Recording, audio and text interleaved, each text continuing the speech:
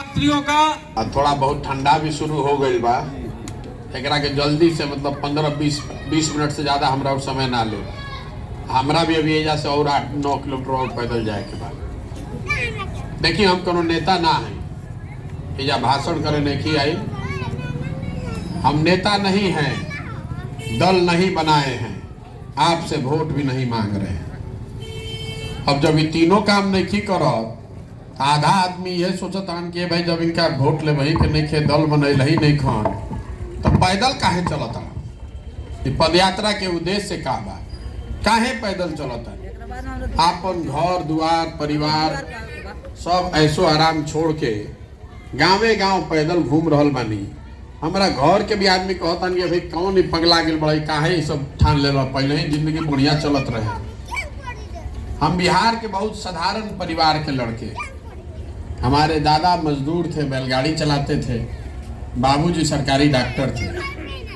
हम लोग पढ़ लिख कर यहीं सरकारी स्कूल से पढ़े हैं बिहार के, पढ़ लिख कर आगे बढ़ गए। बाद में संयुक्त राष्ट्र संघ में 10 बरस नौकरी करते थे। पहले भारत में थे, फिर अमेरिका में रहते थे, फिर अफ्रीका में 5 साल काम करते थे।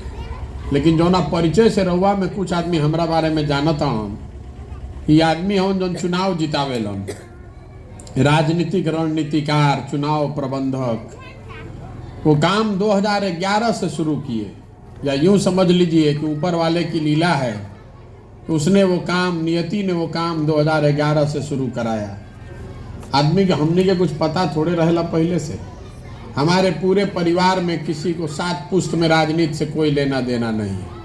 और ऊपर वाले की आप कृपा देखिए, उसका लीला देखिए कि देश भर का जितना नेता, जितना दल है, वो आता है हमसे पूछने कि भैया चुनाव कैसे लड़ा जाए। खाली आके पूछता ही नहीं है, उसके लिए बड़ी भारी रकम भी लोग बताते हैं कि देते हैं लोग, इतना पैसा जो आप सोच नहीं सकते। फिर वही काम 10 बरस करते थे। जिस राजनीति का रॉ नहीं हमको आता है, और 10 साल में जिस दल का हाथ पकड़े, जिस नेता का हाथ पकड़े, सब आदमी चुनाव जीत गया, कोई हारा नहीं। तो उस काम को लेकिन 2021 में 2 मई 2021 के तमिलनाडु के और बंगाल चुनाव के रिजल्ट आई। वो दिन सार्वजनिक तौर पर ये घोषणा हमने किया है कि अब जीवन में कभी किसी राजनीतिक दल और नेता के साथ काम नहीं करेंगे। ऐसा क्यों?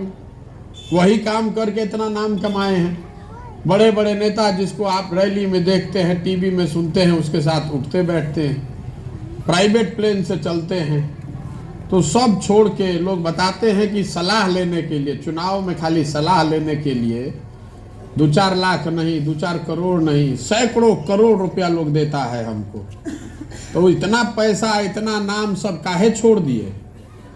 इसलिए छोड़ दिए, मन में इस बात का एहसास हुआ कि अगर भगवान ने कुछ शक्ति बुद्धि दिया है तो हमको कुछ ऐसा करना चाहिए जिससे लोगों की जिंदगी बदले। नेता और दल के जीतने से बहुत करीब से बड़े बड़े नेताओं और दलों के साथ काम करके देखे हैं। नेता के, दल के जीतने से आपकी जिंदगी नहीं बदलती है। रहुओ सब अपना जीवन में अनुभव कैले हो खब जाए। हर बार हमने के ये बुझाला कि अब की हाली हई नेता के जिता दिहल तो सब बदल जाए, कुछ नहीं बदलता है। इसीलिए सोचे कि अगर भगवान ने कुछ क्षमता दिया है, सरस्वती की कृपा है, तो इस बुद्धि का उपयोग होना चाहिए अपने राज्य की हालत को सुधारने के लिए। इसीलिए वो सब काम छोड़ दिए और छोड़ के तय किए हैं कि अब दल के साथ नहीं, नेता के साथ नहीं, जनता के साथ काम करना है। यही से पदयात्रा कर रहा बानी। अब आदमी कहता कि भैया पदयात्रा काहे करता नहीं, एजा आ गइल बानी, चुनाव लड़े रहुआ जानते बानी, दल बना ली, हमने के सब आदमी विकल्प खोजत आनी जा रहुआ पीछे लागल जाए, सब हमने के जितावल जाए। हम आपको बता रहे हैं कि इससे कोई फायदा नहीं। जो आदमी मंच पर आता है वो यही बताता है कि हम पर भरोसा कीजिए, हमको वोट दीजिए, हम आएंगे तो सब ठीक कर देंगे। हम आपको कहने आए हैं कि भैया हम पर भरोसा करके वोट दीजिएगा तो कुछ नहीं होगा। किसी एक व्यक्ति की, किसी एक दल की ताकत नहीं है कि वो बिहार के 13 करोड़ लोगों का जिंदगी बदल दे। अगर कोई मंच पर खड़ा होकर ये दावा कर रहा है तो लिख के रखी, दुए को बात हो सकेला। या तो वो आदमी बेवकूफ है, उसको पता नहीं है कि समस्या कितना बड़ा है, या फिर सिरे से हमको आपको सबको बेवकूफ बना रहा है, जीतने के बाद वो भी कुछ करने वाला नहीं। कैसे सुधरेगा? सुधरेगा तब जब आप समझिएगा, आप और हम मिलकर जगिएगा, तब होगा। अब रवा कहो कि हमने के तो सब बुझाते बा भैया, हमने से क्या गलती होता? गलती तो नेता करता। हम रवा के बताओ तनी कि क्या गलती होता। देखिए हमने के 5 वर्ष बैठ के बतियाओ तनी जा कि बिहार में कितना भ्रष्टाचार बा, शिक्षा नहीं खे, स्कूल नहीं खे, अस्पताल नहीं खे, रोजगार नहीं खे, फसल के दाम नहीं खे, खाद बीज टाइम पर मिलत नहीं खे, बड़ा भ्रष्टाचार बा। पहले लालू के राज में अपराधी से, हमने के लालू जी के राज में अपराधी से परेशान रही जा, नीतीश जी के राज में अधिकारी से परेशान बानी जा। ये सब बात हमने के करत नहीं जा, लेकिन 5 वर्ष बतियला के बाद जहिया चुनाव होता वो दिन ये सब बात भुला जाता। वो दिन हमने के चारे बात होता बिहार में। पूरा बिहार का चुनाव का अध्ययन करके हम देखें तो चारे चीज पर वोट यहाँ पड़ता है। एक, हमार जात के बा, चलो ओकरा के वोट दे दिया। जे जात से बच गई वो हिंदू मुसलमान के नाम पर वोट देता कि चलो रे भाई हिंदू हो, हमने के सब हिंदू के एकजुट होके के बाद मुसलमान के सबक सिखावे के बाद। आई दोनों से जब निकलल तो कुछ आदमी बाड़न जो कहता कि भैया कतनो खराब है नेता बाड़न, न विधायक MP बाड़न, लालू के जंगल राज ना चाहिए, उनमें बड़ा आतंक रहे, चलो मन मार के इहे लोग के दे दो, भाजपा के दे दो, NDA के दे दो। आ एहू से जब बच जाता तो हमने के मुसलमान भाई लोग बाड़न जा, वो लोग कहता जा कि कतनो ललटेन खराब बा न भैया, अब हमने के भाजपा के तना न दे सकीला जा, चलो ललटेन के दे दो। ये चारे चीज पर ना वोट पड़ता भैया। समझ ली जोड़ में यह बात बा। बिहार के बदहाली का एक ही कारण है कि यहाँ का जो जनप्रतिनिधि है उसके मन से ये डर खत्म हो गया है कि वो काम नहीं करेगा तो चुनाव हार जाएगा। वो जान रहा है कि जनता खिसियाई गरियाई, लेकिन अंत आवते आवत भोटवा फिरा के हमरे के दी। अगर हमरा बात पर वह भरोसा नहीं थे तो वह उठा के देख ली रहा। और लोकसभा के MP कई बार से जीतता, 5 बार से। एक बगल में बेतिया में MP जीतल बान कई बार से, बाबूजी जीतता, लड़को जीतता। ओकरा बगल में वाल्मीकि नगर उठा के देख ली, उनकर बाबूजी जीतता, फिर उनकर लड़को जीतता। तो हम जब पैदल पैदल चलता नहीं, जे भेटाता वो ये कहता भैया हई खराब बा, हऊ खराब बा, हऊ खराब बा। हम फिर धीरे से पूछता नहीं, अच्छा ये बताओ विधायक जी कई बार से जीतता? तो भैया चौथा बार। अरे तो दोनों कैसे होता रे भाई, सब खराबो बा, अब विधायक का MP बार बार जीततो बा, तो कुछ गलती तो हमने के अपनों में न बा। जब तक रउआ ई ना समझो तब तक एक प्रशांत किशोर आजाद की 100 प्रशांत किशोर बिहार सुधरने वाला नहीं है। अगर रउआ आपन और आपन लड़का के चिंता ना करो तो रउआ हमरा के बताई, हम और लड़का के चिंता करो? नीतीश कुमार, लालू यादव, मोदी जी और लड़का के चिंता करी? हम कोई ना करी चिंता। देखिए लालू जी के लड़का 10वां नहीं पास कैले, लेकिन लालू जी के चिंता बा कि भाई अपना लड़का के मुख्यमंत्री कैसे बनाई, बा ना चिंता। एमे कोनो गलतियों नहीं थे। अरे भाई 10वां नहीं पास कैले, लेकिन सब आदमी वोट दे दी तो हो जाए लालू जी के लड़का मुख्यमंत्री। चिंता के बात ई बा कि राउर लड़का 10वां पास कर लेलस, MA BA कर लेलस, ओकरा चपरासियों के नौकरी नहीं मिलल, और रउआ कोनो चिंते नहीं थे।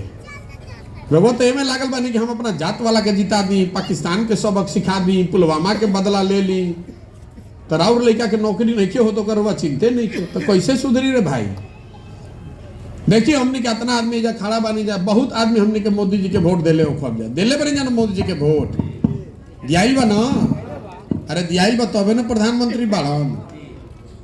तो 14 में मोदी जी के हम ही प्रचार करत रही, रउआ नारा सुनले हो खब, हर हर मोदी, घर घर मोदी। गुजरात के मोदी जी आ बिहार के घरे घर आदमी बुझता कि मोदी मतलब कोनो महामानव, बड़ा नेता अहन तो सब सुधर जाई, भ्रष्टाचार दूर हो जाई, सब लड़कन के रोजगार मिल जाई, महंगाई खत्म हो जाई, सब हो गई।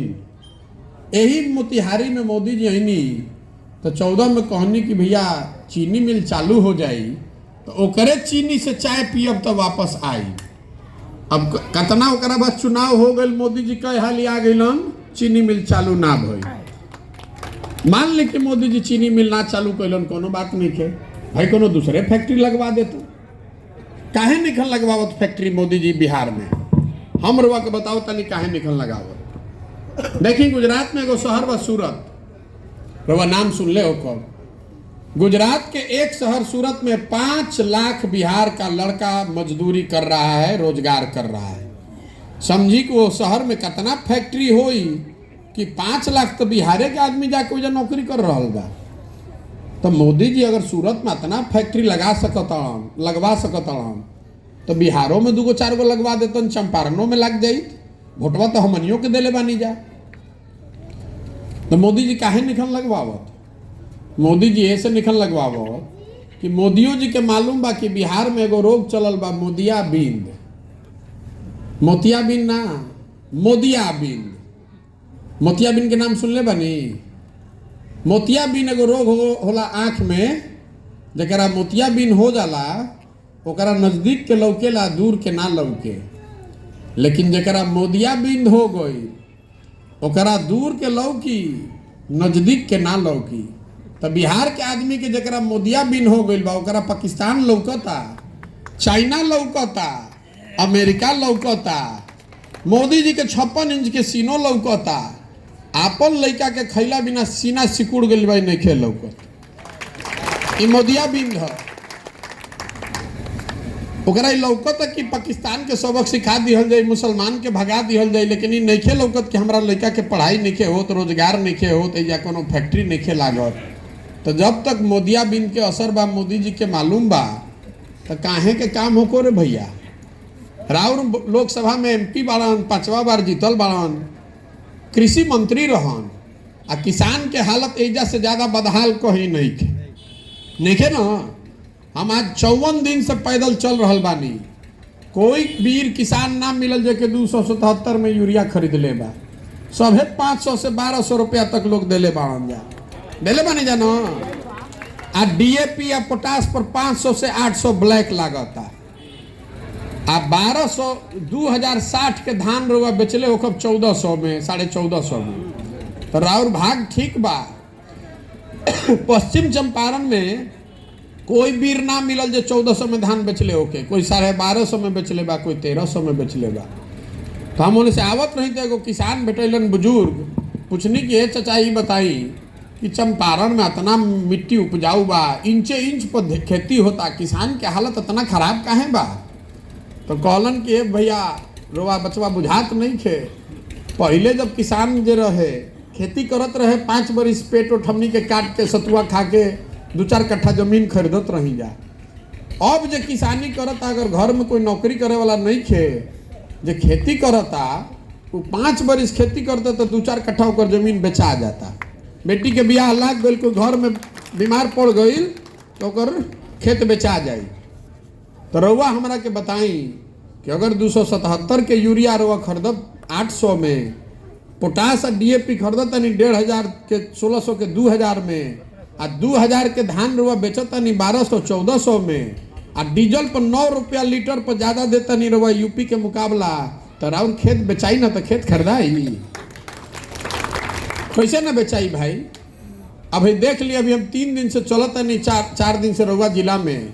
तो एगो नया इजा कानून लोग बताओ तो लागल बा, खाता नंबर 82 बेतिया राज के गरमजरुआ जमीन जे मालिक बा, जे 30 साल 40 साल से मलगुजारी टैक्स भरले बा आदमी, सरकार नियम पास कर दिले बा कि अब वो जमीन बेच ना सकी। रवा सबके नहीं के मालूम, नहीं के पता, रवा जमीन ना बेच सकी। यहाँ पर हर आदमी हमारा के जे किसान बेटा तक कहते हैं भैया ऐसा तो अंग्रेजों के राज में ना रहे, जमीन राउर 60-60 बरिस 70-70 बरिस से आदमी टैक्स मालगुजारी भरले बाड़न, रवा बेचे जाता नहीं तो बेच ना सकी। काहे भाई? अभी नया अंग्रेज पैदा हो गई बाड़न, जरा के बटन दबा के रउआ नेता बनैले बानी, नियम पास कर दिलन कि बेतिया राज के गरमजरुआ जमीन जिस पर आपका अधिकार है, आप जमीन को 16 के बाद से लोग बता रहा है 2016 के बाद से जमीन बिक नहीं रहा है। तो काहे होता रउआ संगे? दाखिल खारिज देखो तू है ना, दाखिल खारिज ना हुई तो ना बेचाई। काहे होता रउआ संगे? देखिए काहे होता। रोवा सुन ले हो, कब किसान आंदोलन भइल रहे दिल्ली में, अभी किसान कृषि कानून के खिलाफ किसान आंदोलन भइल, तो में कौन किसान गए रहन? दिल्ली। सब पंजाब के किसान गया था। पंजाब का किसान क्यों कृषि कानून का विरोध कर रहा था? इसलिए कर रहा था कि समर्थन मूल्य जो है उससे सरकार का गारंटी है कि समर्थन मूल्य पर ही धान गेहूं गन्ना खरीदे के बाद। पंजाब में हम 2 बरिस काम कैले बानी। फसल कटने से पहले सरकार का पूरा मशीनरी लगता है कि कटल फसल 3 दिन के अंदर चेक से पैसा रवा अकाउंट में आवे के चाहिए समर्थन मूल्य के हिसाब से।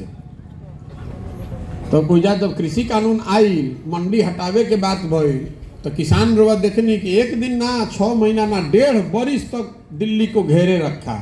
जब तक मोदी जी वापस ना लेलन कृषि कानून तब तक वजह से हटल सब ना। हमनी के यहाँ मंडी है नहीं थे। 15 बरिस पहले नीतीश कुमार हटा दिलन।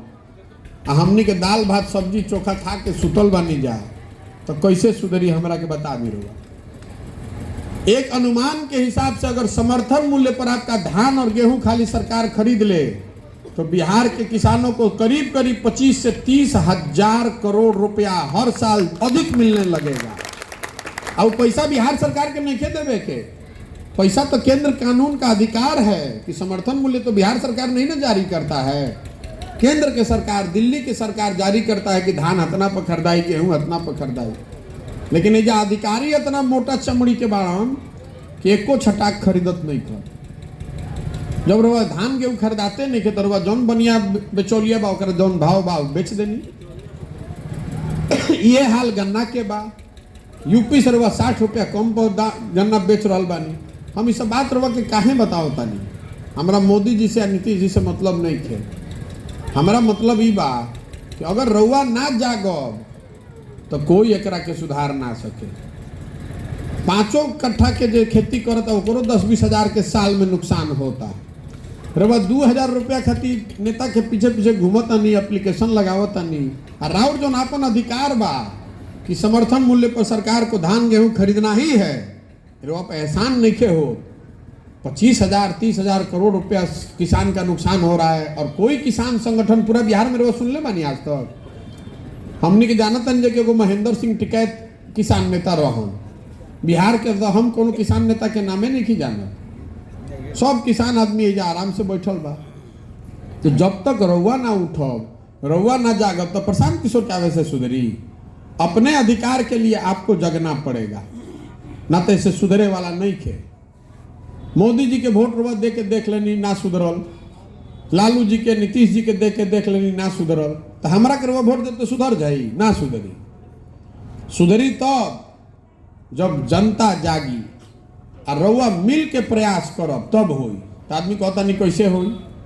एकर नाम का बा जन सुराज। सुराज मतलब सुंदर राज। केकर सुंदर राज? प्रशांत किशोर के कि लालू के कि नीतीश के कि मोदी के? ना ना, कोई के ना। जनता के सुंदर राज होके के चाहिए। जो बात गांधी जी बता के गई, बाबा साहब अम्बेडकर ने बताया, वो होना चाहिए। तो कैसे होई? ये पदयात्रा इसलिए कर रहे हैं कि 2 गो काम करे के बा। एगो तो कि हर पंचायत हर गांव के जो समस्या बा ओकर पूरा ब्यौरा बनावल जाता, विवरण बनावल जा रहल बा। और हर पंचायत के 10 साल के विकास के एगो योजना बनवा रहल बानी। मतलब पूरा बिहार के 8,500 पंचायत के जब पदयात्रा खत्म हुई तो हर पंचायत के विकास की योजना अलग से बनावल जा रहल बा। काहे से कि हर पंचायत में अलग अलग समस्या बा। मान ली कि रउआ यहाँ सिंचाई नहीं खे, कोई के यहाँ बाढ़ आवता, कोई के यहाँ जल जमाव बा, कोई के यहाँ कोल्ड स्टोरेज नहीं खे, कोई के यहाँ स्कूल नहीं खे। तो हर पंचायत के खाली समस्या नहीं खे लिखवावत, 3 गो 4 गो समस्या जौन बा तो लिखाते बा कि हई 4 गो काम हो जाई तो लोग के आराम हो जाई। लेकिन ओकरा साथ साथ सब विशेषज्ञ लोग के 250-300 आदमी के लगैले बानी देश दुनिया से, जरा के भेजल जाता कि भैया ही पंचायत में है स्थिति बा, बताओ कि मैं क्या करे से जब पंचायत में रोजगार आ जाए। तो देखो तो नहीं, ज़्यादातर पंचायत में या कई पंचायत में जो लख वाला जो मन के एरिया बा, हजारों एकड़ जमीन पानी भरल बा। अगर ओकरा के विकास कर दिहल जाओ तो कितना 1000 आदमी को में रोजगार मिल जाए। जो हमने के नोनिया समाज के, मलाह समाज के लोग बाड़न जा, उनका रोजगार मिल जाए। हम उन्हें चाहत नहीं रहो कि एक उदाहरण देते हैं। मझौलिया पंचायत में, प्रखंड में एक जगह 10,500 एकड़ जमीन में पानी भरल बा। आज से करीब 12 साल पहले पर 500 करोड़ रुपया की योजना जारी कल गई कि एकरा के मछली पालन खातिर विकास कल जाई। आ जितना हमने के निषाद भाई लोग बाड़न जा, मलाह लोग बाड़न जा, लोग के एकरा में शामिल कल जाई। आज रोज जाके देख लियो में खाली जलकुंभ ये लौकता, कुछ नहीं। तो ये हर पंचायत के एगो योजना बनवा रहल बानी कि भैया हई 4 गो समस्या बा, हई 2 गो काम कर दिहल जाई। आलू रोवा उपजावत तनी, कोल्ड स्टोरेज हो जाई तो भाव ज्यादा मिले लागी। अभी तो अभी कितना लगा था कोल्ड स्टोरेज में? 4 रुपया, 4 रुपये किलो। आ कोल्ड स्टोरेज बा के कर जतना मंत्री विधायक बाड़न जो लोग के कोल्ड स्टोरेज बा, तो उपजावत नहीं रहुआ माल मारत हम जाऊ लोग। तो हर पंचायत में अगर कोल्ड स्टोरेज रही तो अपने आप ओकर भाव नीचे आ जाई आलू रखे के, तो ओकर व्यवस्था हो सकत रहे, लेकिन कोई सुनने वाला नहीं थे। तो इस एक पदयात्रा का उद्देश्य यह है कि हर पंचायत के विकास का 10 साल का योजना बने। और जब पदयात्रा खत्म होगा तो बिहार के 8,500 पंचायत का योजना जारी करेंगे, ताकि आप देख सकिए कि आपके पंचायत के लिए क्या योजना बनाया गया है। वोट की बात नहीं है, वोट तो 3 वर्ष के बाद हुई, पदयात्रा 1.5-2 वर्ष में खत्म हो जाता। हम जारी कर देव, देखब कि रहुआ पंचायत में हम का समस्या लिखनी आ का ओकर विकास की योजना बना रहल बानी। एकरा साथे साथे एगो दूसरा प्रयोजन जन बा कि समाज से ढूंढ कर सही आदमी को निकाला जाए। जो विकल्प बनाने की बात है, विकल्प प्रशांत किशोर के दल बनावे से ना बनी, समाज से सही आदमी के ढूंढ के निकालल जाओ। और सब आदमी मिल के अगर तय करी कि भैया दल बनावे के बाद तो बन जाई। दल बनावे में कितना देर लगता है? 1 दिन में बन जाए। लेकिन अगर दल बन गया तो दल प्रशांत किशोर का नहीं होना चाहिए, उस दल का नेता प्रशांत किशोर को नहीं होना है। दल का नेता किसी कोई एक परिवार का नहीं, किसी एक जाति का नहीं, किसी एक व्यक्ति का नहीं होना चाहिए। दल का नेता उसको होना चाहिए जिसको सब लोग मिलकर चुने, जो बिहार का सबसे काबिल आदमी हो, जिस पर सबका भरोसा हो, करा ना दल के नेता होके के चाहिए। ना तो अभी का बा बिहार में हम दल बना लेनी और अपने ओकर नेता बन गई नी, आपन बाबूजी के फोटो टांग देनी, आइयो कह देनी कि हमारा बाद है हमारा लड़के हो ये कर नेता। आ कुल जना तू लोग झोला लेके ढोआ जा झंडा लेके, ये ना बा हम नहीं खिंचात, यही से दल नहीं बनैले।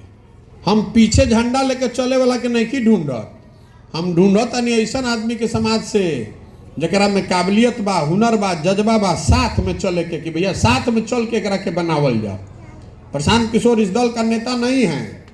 प्रशांत किशोर का क्या ताकत है? कोई ताकत नहीं है। तब आदमी पूछता हम ये भैया रवा कैसे पता चली कि सही आदमी के बा? केकरा माथा पर लिखल बा कि सही के बा गलत के बा? तो हम रवा के बतावता नहीं कि सही आदमी के कैसे पता चलता। रवा घर में, हमारा रवा घर में दही जमता, दही में से मक्खन कैसे निकालता नहीं जाए? दही में मक्खन बा लौकत नहीं खे, लेकिन दही के रवा मथ देता नहीं तो बढ़िया उसे मक्खन निकल जाता। समाज भी वैसे ही है, समाज में अच्छे लोगों की कमी नहीं है। जरूरत इस बात की है कि उस समाज में जाकर समय बिताकर समाज से सलाह करके समाज को मत कर सही आदमी को निकाला जाए। यही से पदयात्रा कर रहल बानी। गाँव गाँव जाके ऐसा आदमी के ढूंढे के बाद जिस पर समाज का भरोसा हो, जो समाज को ठगे नहीं, जो समाज को नोचे नहीं। और एक बार समाज जिसको ढूंढ कर निकाल देगा, ओकरे पीछे पूरा शक्ति, ताकत, पैसा, व्यवस्था लगाई और रउआ सहयोग से जिता के ले आई, तबे न बनेगा जनता का सरकार। ना तो दूसर हम दल बना के लड़ के जीतियोगे नहीं तो प्रशांत किशोर के सरकार हुई। इसीलिए इसका नाम है जन सुराज, जनता का सुंदर राज। और इसी तरीके से इसको बनाया जा सकता है। तो अब रउआ बताई, 2 सवाल रउआ से पूछो, खखार के बोले के बाद हाथ उठा के। ये वीडियो रिकॉर्ड भी करावता नहीं, ऐसे करावता नहीं ना तो आदमी को इन करे तो झूठो पद यात्रा करते रहे, इनका पहले ही से दल बनावे के रहे। आप बताइए कि 20 बरस 30 बरस से आप अलग अलग दल को वोट करते रहे हैं, आपकी गरीबी बदहाली दूर नहीं हो रही है।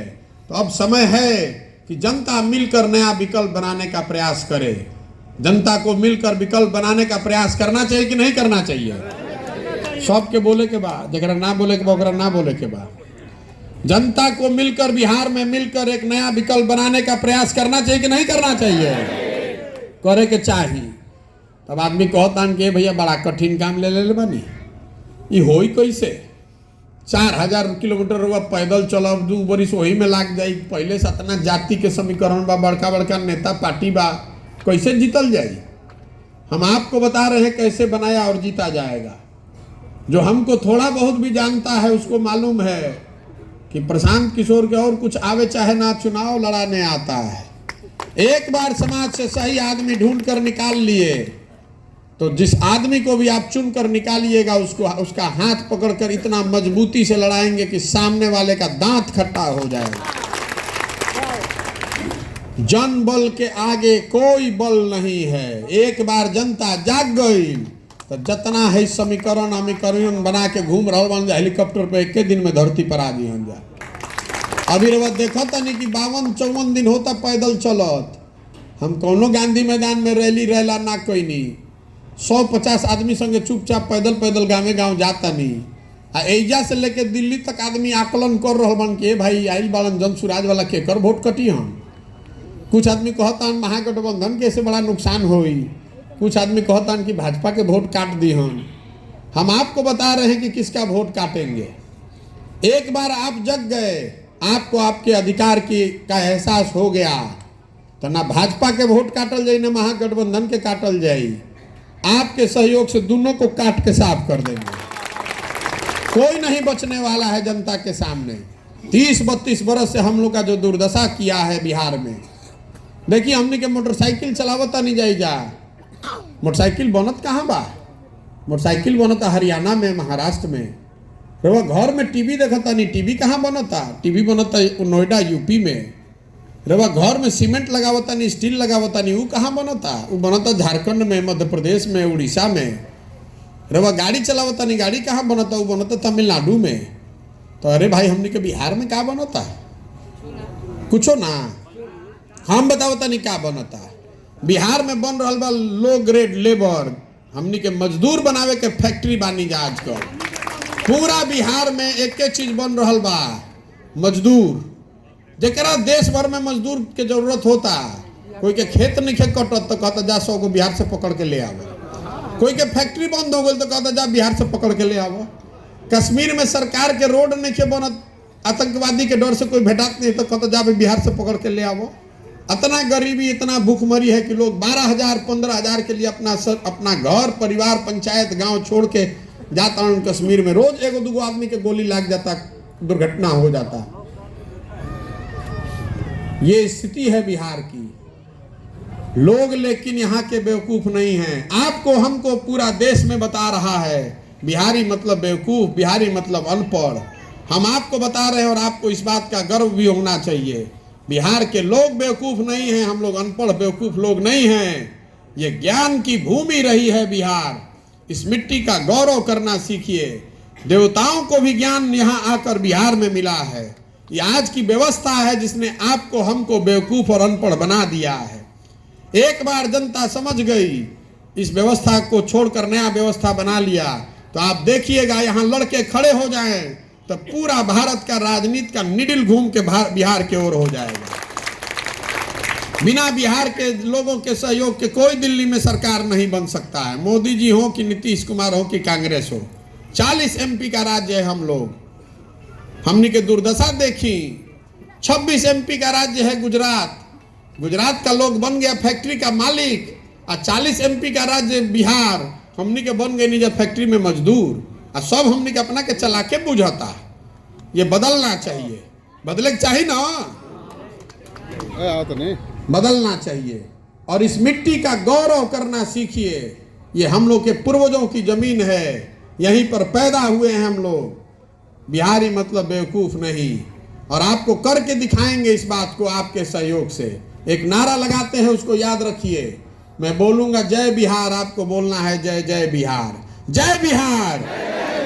बिहार के लेकिन में हतने दम बा, पीछे खड़ा होके जय बिहार, जय बिहार।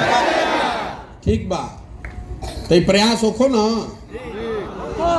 तो प्रयास होके खातिर रवा से वोट ना मंगनी, रवा से चंदा ना मंगनी। आपन नाम के देखी कहीं फोटो बैनर झंडा भी नहीं खी लगैले, रउआ से का मांगे आइल बानी। लोग बतावत कठिन काम बा, कठिन काम तो बा लेकिन कइल जाई। करने के लिए दृढ़ संकल्प चाहिए, ऊपर वाले की कृपा चाहिए और आपका आशीर्वाद चाहिए। आपका आशीर्वाद लेने आए हैं। अगर आपको लगता है कि जो काम कर रहे हैं ये समाज के हित में है, बिहार के हित में है, बिहार के बच्चों के भविष्य के लिए है, तो एक बार हाथ उठाकर आशीर्वाद दीजिए। आपका आशीर्वाद होना चाहिए तो इस काम को ईमानदारी से पूरा करेंगे। और आशीर्वाद बाल संगे करें ना प्रयास। अब एक अंतिम बात, आदमी कहता कि बहुत बढ़िया बढ़िया ही बोलत तड़न, लंबा लंबा बात करके गइलन, अपना खातिर का चाहता, कुछ तो अपनों खातिर सोचले हो। तो बहुत आदमी कहता कि इनका महत्वाकांक्षा बा कि बिहार में चीफ मिनिस्टर बन जास। हम आपको बता रहे हैं कि हम इससे बहुत बड़ी महत्वाकांक्षी आदमी हैं। सीएम बनना महत्वाकांक्षा नहीं है, तो बहुत सीएम बनना तो छोटा सपना है। मेरा सपना है कि अपने जीवन काल में देश के सबसे गरीब और पिछड़े राज्य बिहार को देश का सबसे आगे विकसित राज्य के तौर पर देखें। मेरा सपना है कि अपने जीवन काल में ऐसा दिन देखें जब गुजरात से, तमिलनाडु से, महाराष्ट्र से, पंजाब से आकर बिहार में लोग रोजगार करें, तब मानेंगे कि हम लोग का जीवन सफल हुआ। होके के चाहिए ना, होके चाहिए कि ना।